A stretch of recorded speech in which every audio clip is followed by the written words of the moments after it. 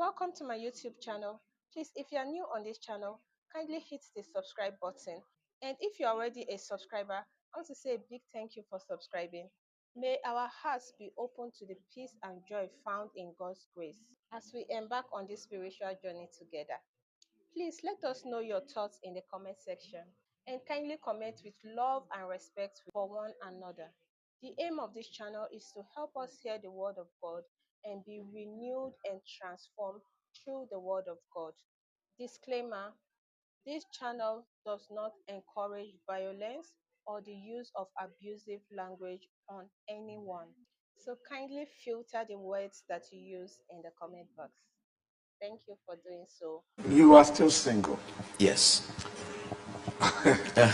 How do you handle the issue of sisters? And that is also a lesson for young ministers in the sense that I may see how God has helped you. And I can relate with that because I also know one or two people who had a similar deal with God, and by the grace of God rose into the purpose of God for their lives before they married. So for young ministers and for yourself, someone like you, how do you balance that side? I mean, to be focused, to be single, and how do you deal with sisters? Okay, I appreciate. The devil is really out to see how he can discredit ministers and bring, people down through this avenue. So I think the key is to set very strict values. For instance, let me give maybe 3 or 4. Generally, you can have a standard like, okay, you will not counsel a single sister alone, for instance, or in the night. These are very good principles. And now I want to say something respectfully, and I don't mean to hurt the body or something. I think there is a bit of balance that we need to put, or addition to what we know to be the communication of the grace of God. Because I think that if not checked a bit, that may be an area that the devil may take advantage of. If the concept of the grace of God is not properly understood, it can become a license for licentiousness. You understand what I'm trying to say? Yes. I don't mean to, that sense of God does not condemn people, but the consciousness of right and wrong is important. We have traffic lights, even though we are intelligent people. The traffic lights help to bring coordination. So those kinds of things, because sometimes, for as little as what I've said is, for many people, they can feel, what is the meaning of that? There is a grace of God that grants you grace to say no to this, but pragmatically speaking, you are also a psychological being. And biology and psychology plays its role in our lives. So sometimes creating some of these standards will help us. If you are living with a lady, for instance, that you are not married with, you don't have to do anything wrong for it to destroy you. The psychological torture of the imagery you are giving room to will frustrate your prayer life, will frustrate your concentration, will frustrate a lot of things, and then it will give room for so many things. So this, generally, my encouragement for people, especially we young ministers, and then most especially people who are single and not married yet, I think that the encouragement will be, create standards, trust God for grace. It's easier said than done, in all fairness, but I think it's good to create standards. And then number 2, be visionary.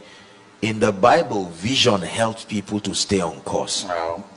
Lack of vision is what sponsors distraction. There is a way you can be so visionary, you look at your watch, it's 8 o'clock in the morning, next time you check it is 10 p.m. because you are so engaged, you have sermons to prepare, you have several things to do. When you are excessively idle, you have to pick your phone. From checking a sermon, you go to a video you should not go to.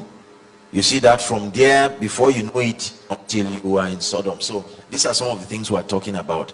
I think the key is standards. And then number 2, build a community of like-minded people. Having a kingdom community is the key to sustaining kingdom values. Walking in isolation is very dangerous. A community life creates a healthy system of check and balance. That is very. And then number 3, practice periodic retreats. Wow.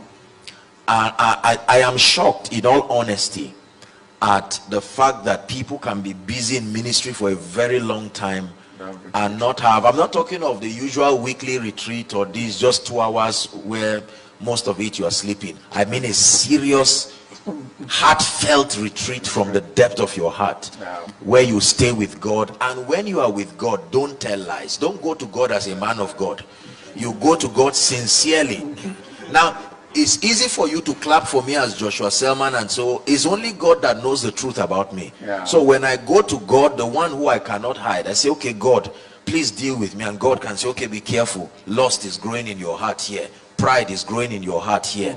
Maybe pressures are mounting on you, and maybe your prayer life is not as effective as that. And I say, okay, God, thank you. Supply the grace for the next level.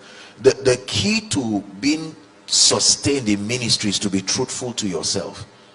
Very truthful to yourself. And when you go before God, you are sincere and honest. If you go to God as MOG, you go to God as a colleague in ministry, very soon things will go bad. You must, when I go to God, I go with an open heart, and I go very sincerely. Search my heart truthfully, oh God. Hallelujah. And anything God tells me, whether I have proof for it or not, I believe it.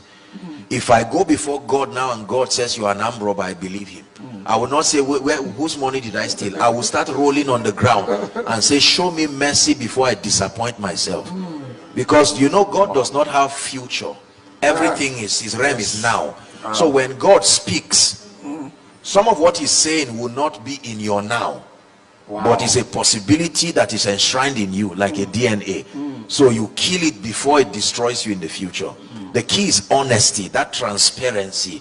I think we need to be more transparent. Human beings don't have that fortitude to show us mercy. So we must go to the one who is able to take us just as we are and build us. So that would be my... Thank you very much, sir.